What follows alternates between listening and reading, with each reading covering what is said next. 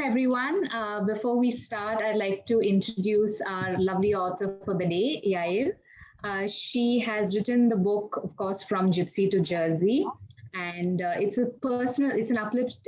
she's written it to share her uplifting personal story in the hopes of inspiring and helping other adoptees who want to learn more about their past and uncovering their roots.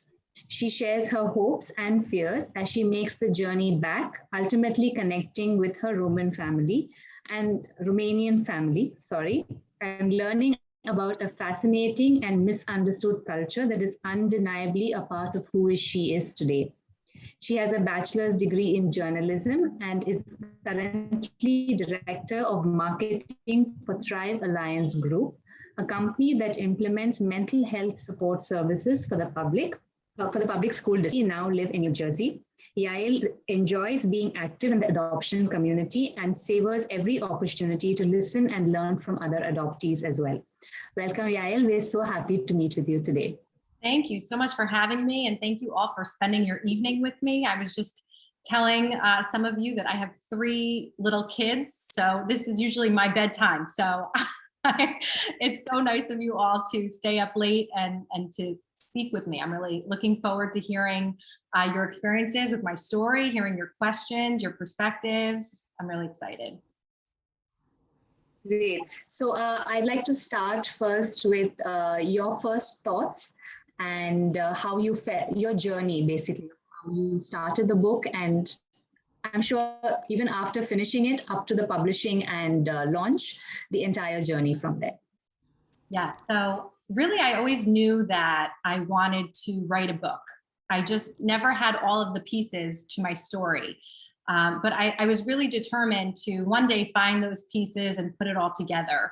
So it just so happened that around the time that I was cleaning out my mother's apartment, helping her to put it up for sale, that I came across all of these papers and documents and photos, and it really just ignited something inside of me that made me want to pursue putting all the pieces together and getting some clarity about that part of my life that I really didn't know much about. I always knew that I was adopted. My parents had always shared that with me. They were very upfront about that, but there were still pieces that I didn't know. So I took the steps to find those pieces, and that really led to everything that you guys read about in my book. And it was really an incredible journey, and I'm so glad that I wrote it. I think one thing that happens for adoptees is as they kind of there's really that before, during, and after you experience a reunion. So there's a lot to process leading up to that trip, that really big moment. And then there's a lot that happens after for a really long time. You kind of reflect on your trip and you reflect on your birth family and all of these moments that happened or didn't happen. And it's just a lot to process. But overall, I'm really glad that I made the trip back, and it was a really great experience for me.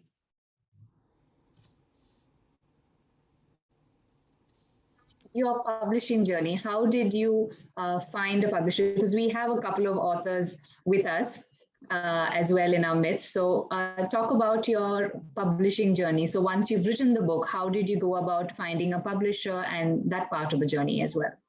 Sure. So there are obviously so many different routes you can take. You can submit, you can research and find literary agents who are associated with, big publishing companies, and they can pick up your book that way. You can self-publish, or you can find, there are so many different publishing firms, both small and large in size. I was really fortunate enough to have a connection. A friend of mine told me about a boutique publishing firm called Velocil Publishing. They're wonderful. I've had the opportunity to work really close with Vinny Corbo, who's amazing. He's my publisher on the label. And, we were able to just connect, and it was a good fit. So it really just depends on, the type of book you're writing, the voice that you have, the genre, in terms of, who you land with and kind of publishing journey looks like.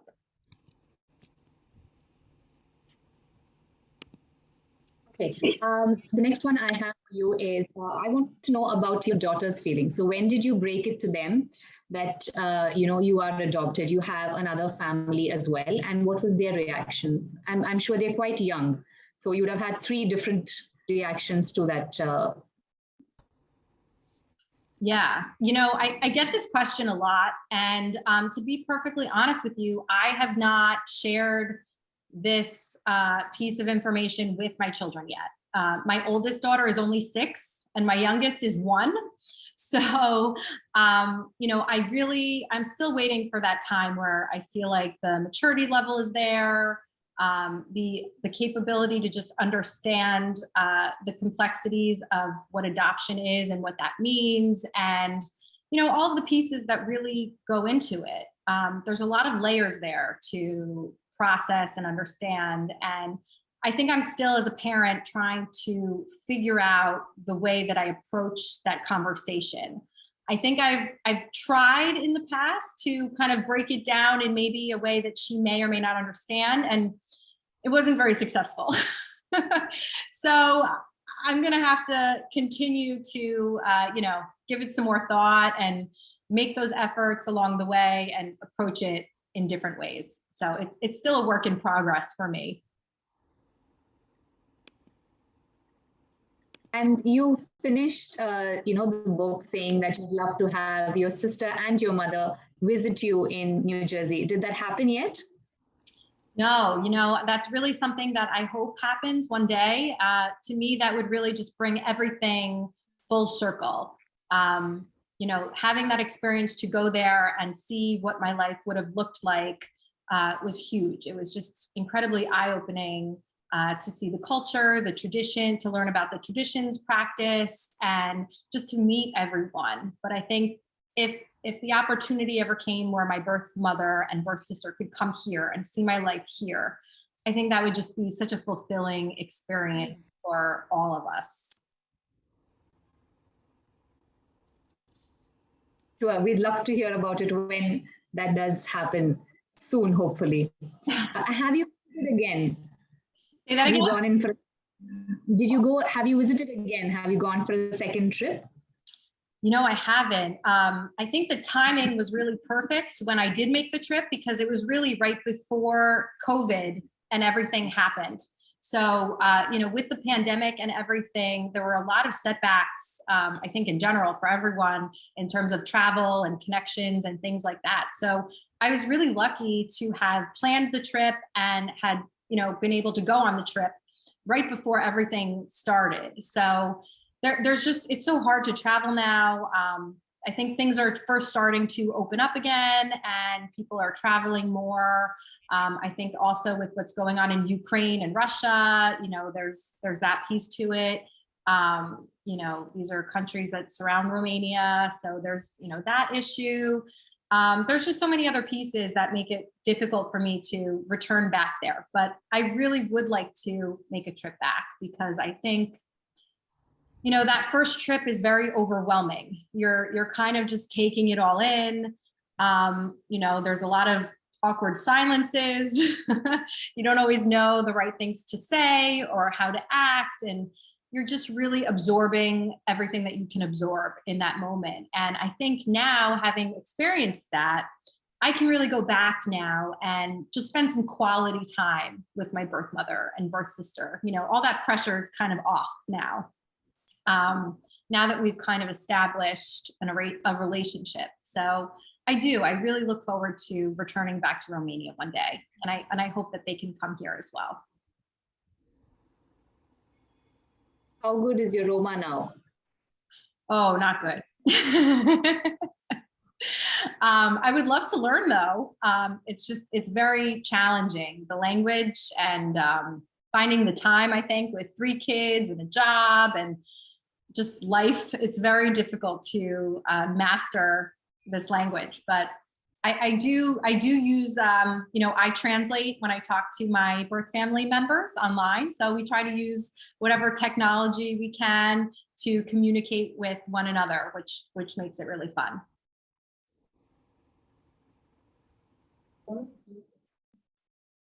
Awesome. So will you choose to adopt at some point in time for you as well? Maybe your fourth child would be adopted?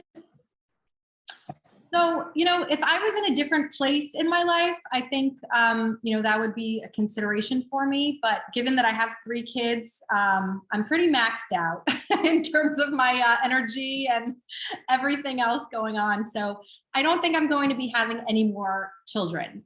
Perhaps if it was earlier on in my life, before I had all of my kids, I think it might be a different story. But for now, I don't see adopting in my future. Great. So this is so you've shared with us, your story of how you found out where your birth parents are and how you went about it. Have you met anyone who've had a somewhat of a similar story or have tried the journey and had a different outcome? Absolutely. And that's a really important question. I'm glad that you asked that, because so many people in the adoption community, not everybody has that happy ending. And I was really blessed to have experienced a happy ending and positive outcomes from my journey. But so many times that does not happen. So I have been really involved in the adoption community, and I've been connecting with so many people from the adoption triad, which really includes the adoptee, the birth parent, and the adoptive parent. We call that the adoption triad. And I've really enjoyed meeting so many people in those different groups and learning about their perspectives and learning about the trauma that's really associated with adoption, which doesn't get talked about enough. And I think it's really wonderful that I've been seeing so many adoptees come forward and share their stories, both happy and not so happy. It's really important for people to hear that and hear the adoptee voice and just experience all the different parts of the story.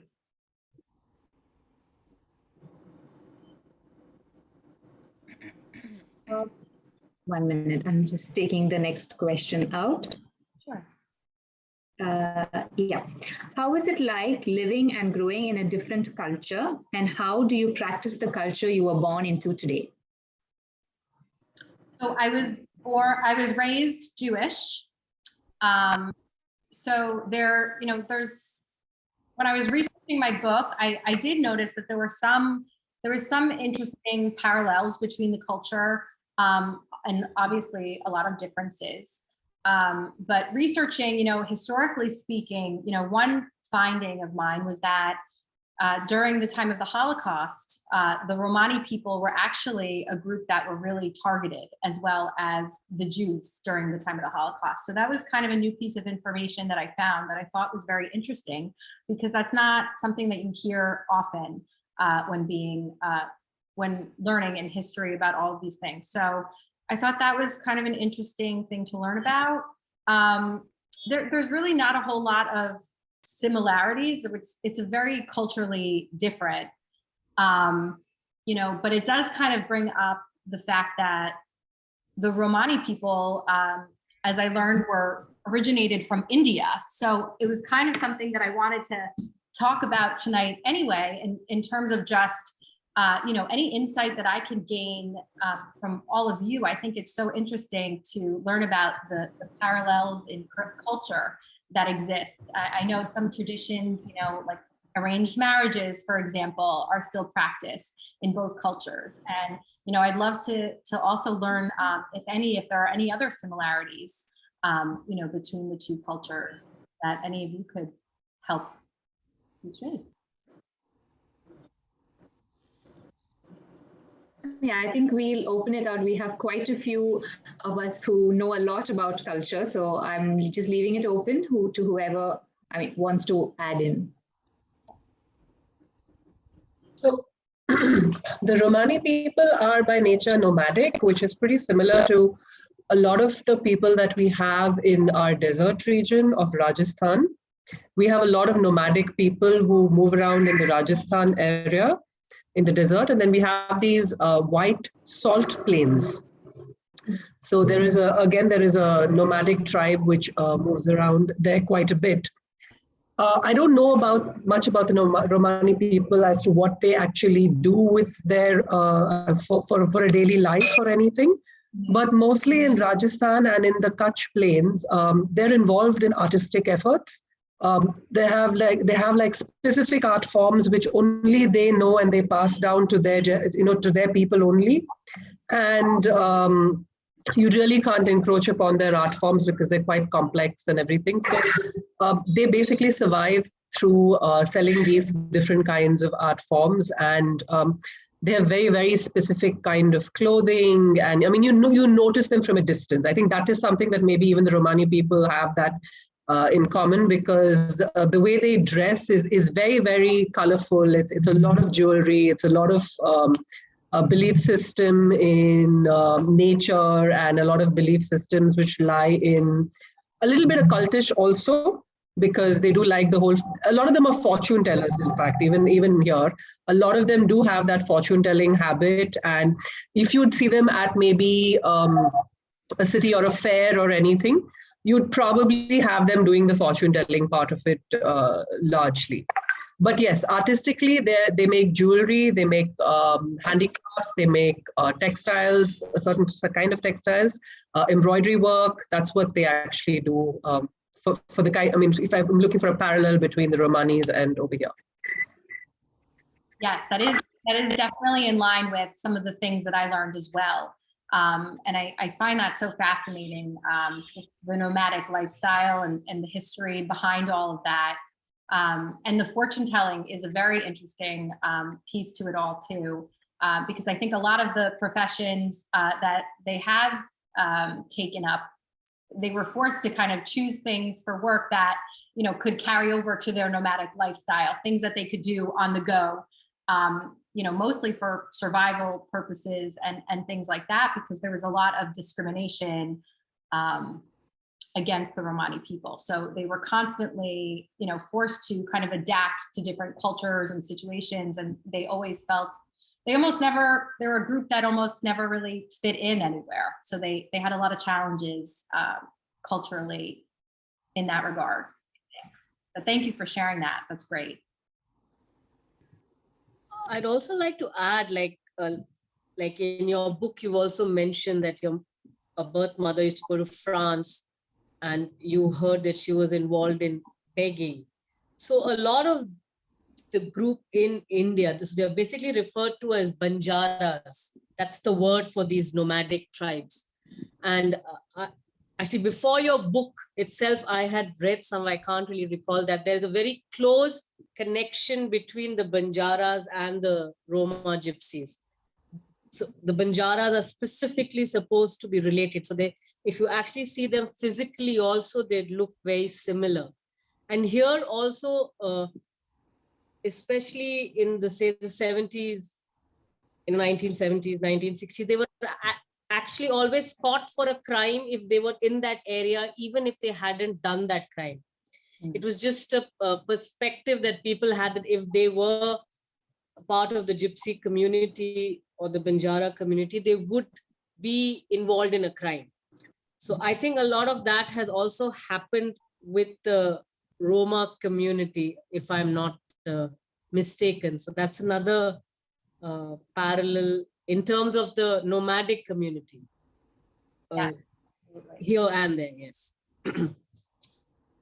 So they're also always, discriminated for just being them, even though they may not have done the crime. Right. So, there's a lot of those negative perceptions. And actually in our movie industry, in the Bollywood movie industry, in the olden days when they depicted them, if you see their clothes, it's very similar to some of the stuff that we saw in your pictures, the headscarf, the skirts with those big round sequins. So that's how the Banjara community is actually depicted in the movies. The way they're dressed. And always with a tambourine in their hand. It's like a very cliched depiction. If they but I think the tambourine thing is because music was such an essential part of the community as well. Because there is music which is specific to the Banjara community, or the Lambadi community, which is another name which is used more towards the south of India for the Romanis. But music is always a part of wherever they are. Like you just hear music wherever they are, and it was a specific kind of music. Like Ishita said, the tambourine is like a major portion of the rhythm of their music, and of course drums. So you'd actually, and even the headscarf thing is even there even today. If you see any of the communities now, everybody has that headscarf still on, and they put it in a particular way. They have a manner in which they wear those headscarves. So that's how you identify them mostly. I mean, it's not the same as the North Indian communities using a headscarf or the Muslim community using a headscarf. It's actually like distinctively different the way they use their headscarves. Well, something I thought was interesting was that a lot of married women wore the headscarves to cover their heads. And it was also a symbolic that it was just a symbol of being a married woman, covering your head. And actually in the Jewish tradition, if you're in the Orthodox community, covering your head is actually also a symbol of that you are a married woman.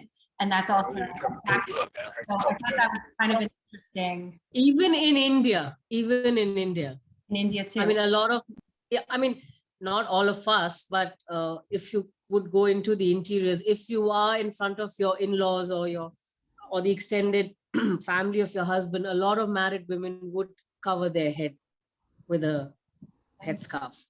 Mm-hmm. It's pretty, especially in the northern part of India, it's very common even now to do that.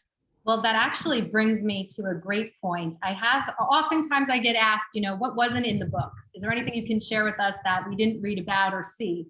And I actually have a great little video clip that I would love to share with all of you on this topic. And this is actually a point where my birth mother is gifting me a traditional Romani dress and a headscarf. And she actually puts it on me. And it was really this beautiful moment. So if you'd like, I'd love to share that with all of you.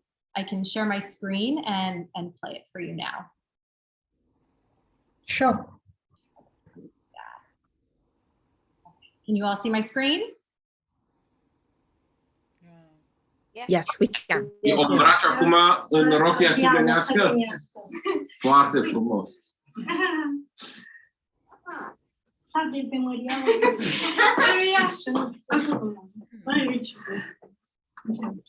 Tell her maybe I shouldn't have eaten so much.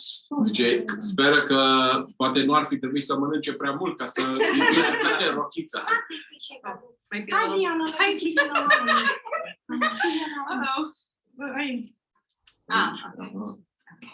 We'll make it fit. Potrivește cumva. Ok, bine, cât de cât, dar nu împiți să... îi facă mai scurtă dacă vrea. Lasă că e...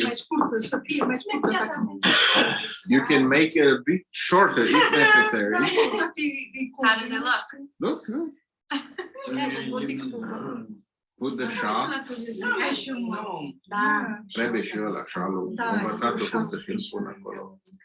Și că nu poți mică când e odată, baticul tot baticul. Că nu așa stă frumos, dacă nu. Do I look pretty? Și arăt frumos? Da. Da.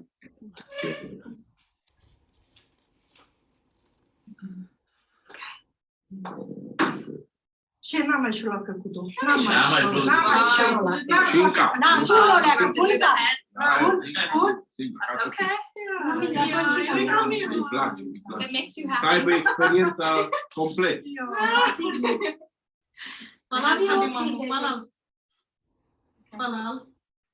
Uite așa. Ui, să cărmăs. Ia, soi la mare. Păpușa. Păpușici. N-am mai șulat. You look like a dog. You look like a dog, she said. Păpușa. It's dog. This is how the dress, the costume of the Roma. Take a picture of me in this too. Now this was a video. So I love sharing that with people. It was a really beautiful moment that we had. And just the look on her face, she was just so happy. And this wasn't a woman that smiled often. So just to see that happiness and that joy on her face that was brought by dressing me in this traditional outfit it was just really a nice moment. And I now have that. It was all gifted to me. So it's something that I can, it's just a piece of my trip that I'll always have and be able to cherish. I hope you liked it. Wow, it made me emotional looking at it. I'm sure it's something very, very special to you as well. So how much of this culture, the Romanian culture, have you started bringing into your kids' lives, into your everyday life? That's interesting.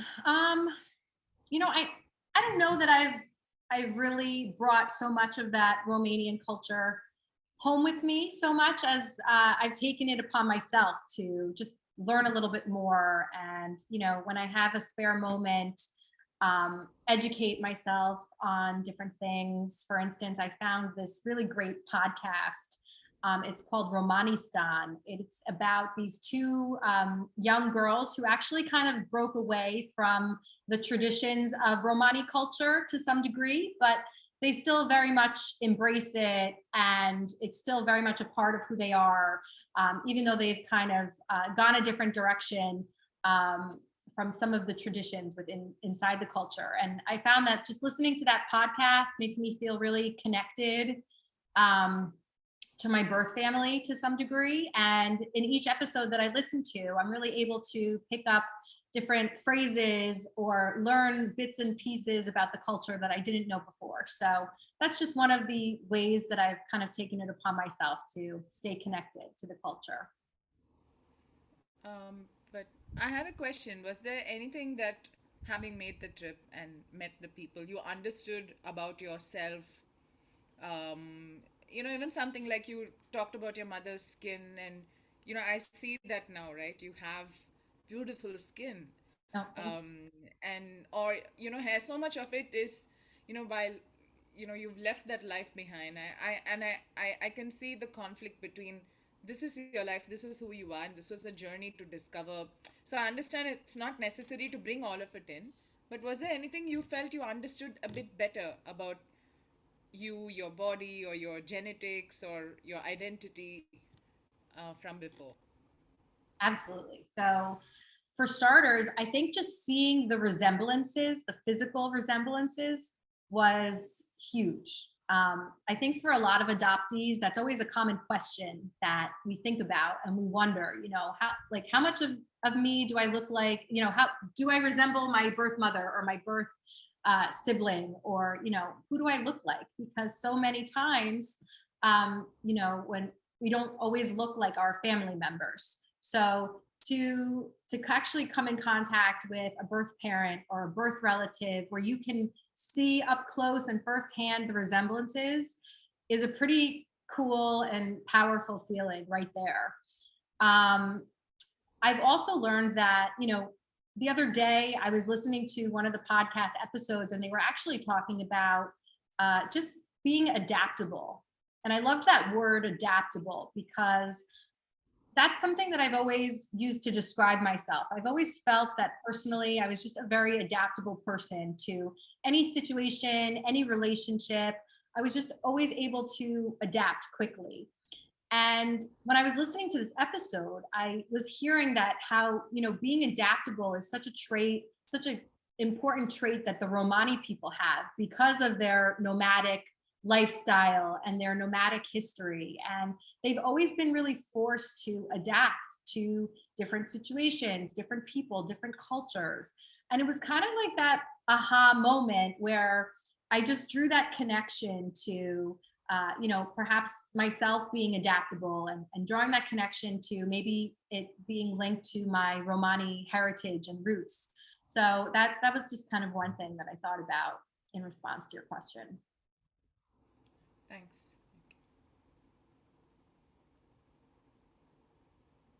We're all a bunch of foodies. So the next one is based on the food that you had when you took your when you took your trip. You had mentioned that you found a couple of dishes a little difficult to stomach. So have you tried recreating them or brought a little touch of that into your cooking? Yes. So I have to say, the majority of the food that I had over there was absolutely delicious. I really did enjoy a lot of the food, particularly sarmale, which is the stuffed cabbage. I loved that. That's probably my favorite Romanian food. And it's funny because I've actually always eaten that, but I never realized growing up that that was such a traditional food in Romania. So that was kind of cool to learn. The tripe soup was a little difficult to consume. I did try really hard to embrace it and enjoy it, but I couldn't stomach it, so I had to pass on that dish. But you know, I always kind of picture in my head that one day when I reunite again with my birth mother and birth sister, that's something that I would really love to do with them. I would really love to actually cook with them. And make some of those traditional meals together, because I know that that's just something that they're always doing. They're always cooking for their family, and that's just a very routine thing for them. And me personally, I don't cook that much. So I kind of always, it's just kind of a nice thought that I have that, you know, one day when we get together again, you know, I would love to do that with them.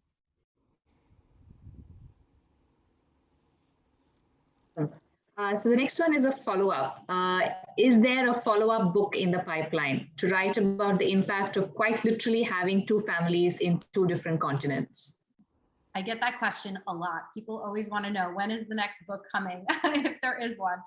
And, you know, I'm not going to say never. It's definitely a possibility. I envision that the next book would definitely be you know, perhaps my birth family visiting me in the States, and, you know, having that new experience, and, you know, having them meet my mother and my family here, and just what that experience would be like. So if I were to write another book, I definitely see myself doing a sequel to the current book, and doing it in that way. Looking forward to it when that comes out. Oh, thank you. Do you have any advice for adoptive parents, especially those who adopt kids from different cultures? Yes. So I've actually done a number of talks specifically geared towards adoptive parents, because there's just so much education that's important to have before adopting, as an adoptive parent, just throughout the whole process. I think there's just so many things to know and understand, specifically in ways that you can support your child. And that support happens long before you adopt, and then all the way through the whole process and them growing up. And the most important thing I think for adoptive parents is to listen to other adoptees and just hear their stories and hear their experiences and perspectives, because there are just so many things that adoptive parents can do, some very small things that really go a long way in making their child feel supported. There are so many examples that I could give, but I think just being there for your child, and just giving them the outlet to talk about their adoption and being open about their adoption is really one of the most important things that you can do as a parent. And that's not just, you know, having the child know that they're adopted, which is important. To tell them that they're adopted from day one is very important, and never have that be a surprise later on in life, which I do hear happens more than it should. So yeah, so being open and really just disclosing all of the pieces to the adoption. You know, it was interesting. I always knew that I was adopted, but I never knew about my Roma roots. I never knew about that. And, you know, I asked my mother, Mom, did you know this? Like, was this information that you had all this time that you just never shared with me? And she said, yes, she did know. So I thought that was kind of interesting that that was never shared with me. And so many times, big pieces of information like that are withheld, and it shouldn't be like that, So I think just that's one of the main things, is just being completely open, sharing with your child what you know about their adoption, being there, let them know that it's okay to ask questions. It's okay to want to explore that part of your life. It's not a competition. You can want to know about your birth family and your roots, and that doesn't take away from your relationships that you have with your family. There's no competition of love or anything like that. It's human nature to just want to understand where you come from. So there's some thoughts on that subject. I think Great. Thank you so much. Yeah, I think Pavitra has another question. I actually, a very dear friend has just recently adopted, and I intend to gift her a copy of your book to read as they make this journey. She just brought her baby girl home at 7 months just a few weeks ago. And I'm sure that there's a lot of literature written out there, a lot of material, but this is such an honest first person account of what you went through, and what your mom went through when you told her you're going to look at your birth mother. And I just think it's a very beautiful story, and I'm glad you undertook this journey and wrote it. It's very moving in many ways. And even for those of us who are not adopted, I think it makes you really appreciate where you come from, or what your parents have done to have you, or what they've done for you. So I think it's a very moving tale, and most of us on this group, we call ourselves Books and Babes, but we're all moms. So I'm sure it tugged at many of our heartstrings. So thanks for writing this. Oh, thank you so much for sharing that. And if your friend ever wants to reach out, definitely feel free to share my information with her. If she ever has any questions, I'm happy to speak to her and share any insights with her. And you touched on, that piece about having that very difficult conversation with my mother. And that is very common. It is a very difficult conversation to have with your mother. And it was very emotional. And connecting with other adoptees, I've heard that it's a very similar experience. And, wouldn't it be so great if that wasn't such a difficult conversation? And if, as the parent, you made it a more comfortable situation, and just where you could have that open and safe dialogue. And I think that's so important. So I'm glad you mentioned that as well. And I really appreciate your kind words and your support with my book and my journey. Thank you.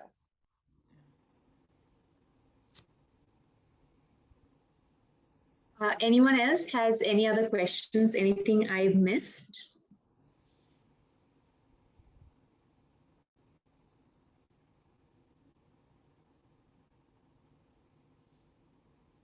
I guess that's it. Anything else you'd like to add, Il? Oh, sorry, Harita here. There is one question, right?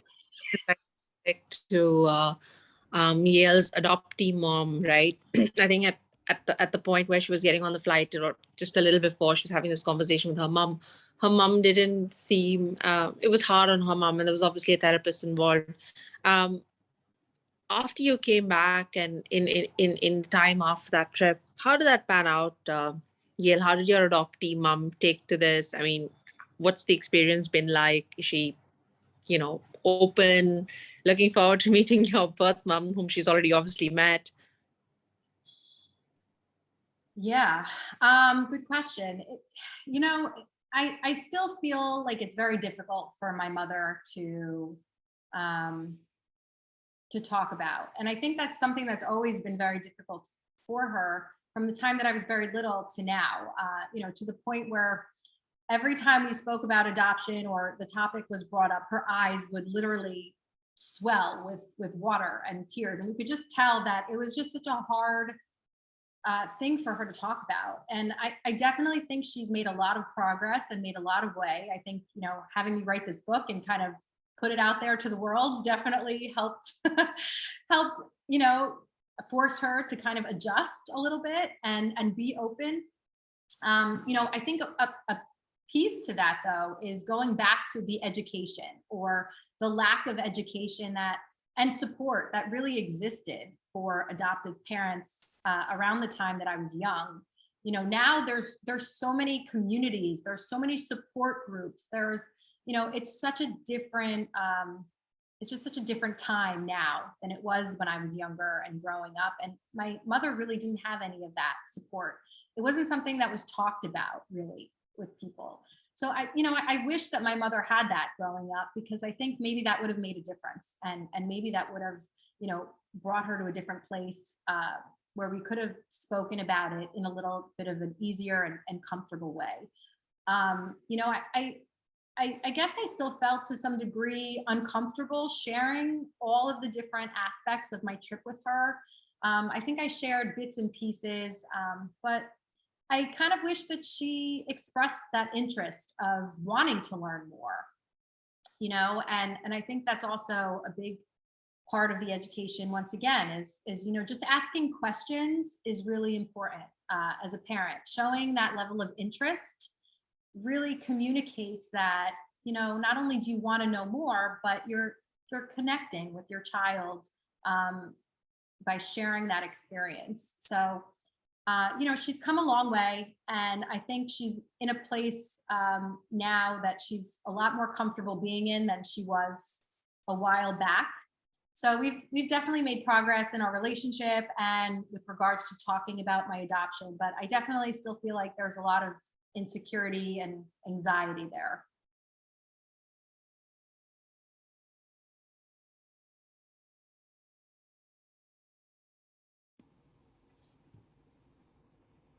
Do you remember how old? Yeah. Do you remember how old you were when you first had a conversation with your mom about, that you were adopted? I don't recall the exact age I was, but I do have these memories of, being a child and kind of crawling into bed with mom and dad and having conversations about my adoption, where I am, where I was born, and things like that. And they really always gave me a very generic picture. They said that my birth mother wanted a better life for me, and that was the reason that I was adopted. And that was really all they kind of shared with me. And at the time I felt like, okay, we're having open conversations. This is good. This is great. I really didn't, think about it too much as a child. It really wasn't until later on in life that I started thinking about it more. When I came across those documents and I started making more connections, more about my story, that I really looked back and said, wow, well, maybe those conversations weren't that open after all. And, I don't blame my parents. I think they did the best that they could at the time. And I think, at least they took the steps to have some conversations. Like I said earlier, there are so many cases where adoptees find out that they were adopted, as teenagers or even as adults, or, and that is really, really difficult to process and heal from. So, I am grateful that my parents did have those conversations early on, and at least I was knowledgeable of my adoption. But, I do have those memories, and I guess I kind of wish, looking back, that, maybe my parents rephrased some of the things that were brought up in those conversations. A good example is that one question that I asked my parents as a child was, is my birth mother still alive? Which is a very common question, that adoptees think about. And, the response that I got was, it's not likely because the conditions were really bad. So that was the response that I got. A different response that, maybe would have lent itself to being more supportive would be, I'm not sure if your birth mother is alive. Maybe one day we can take the steps together to figure that out or to learn more about that, right? Like, just such a simple way to rephrase that answer, which is very honest, because they had no clue if my birth mother was alive or not. So, there are little shifts that you can make to kind of help with all of that. But those were just some memories that I had as a kid. And yeah. Is there a community or a group for others like you who were adopted from Romania in that period? Because clearly a lot was going on. I know in the book you mentioned your own cousin who's adopted and is in Ireland now. But are there others who were adopted? Is there now that more people are discovering and are probably at your age band, right, in their 30s and parents themselves perhaps? Yes, there are actually with that's the nice thing about social media, I think too, and that's really how I've been able to make all of the connections that I have made is through all of the social platforms. So Facebook, for instance, there are groups on Facebook that are actually very specific to Romanian adoptees. And I found in the group that many of the people were adopted around the same year as myself, maybe a year earlier. So it's very interesting to see all that and hear other stories. Just this morning I was in the group and I saw that somebody just found a photo and they just shared that in the group and they said, does anybody know how maybe I can find my birth mother? I just found this picture of her when she was 16, when she put me up for adoption and so forth. And yeah, there are so many groups now that are in existence. On Instagram, there are so many platforms, I'mAdopted.org, Baby Be Brave. Like there are just so many that I can list and share. And that might actually be good for your friend as well, who recently adopted, to connect with some of these platforms and organizations and people who are very vocal in the adoption community and who might be able to provide some insight and support there for her as well. But yes, to answer your question, there's so much online now, which is amazing. So many support groups, so many platforms, so many people coming together and sharing their experiences.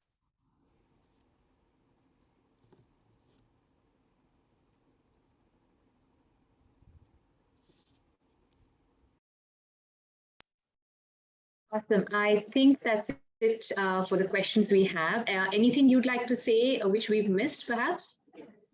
I just want to thank you all so much for spending your evening with me. I've really enjoyed speaking to all of you. If you enjoyed my book or have a comment or anything like that, please feel free to leave a review or comment online. That would really be appreciated.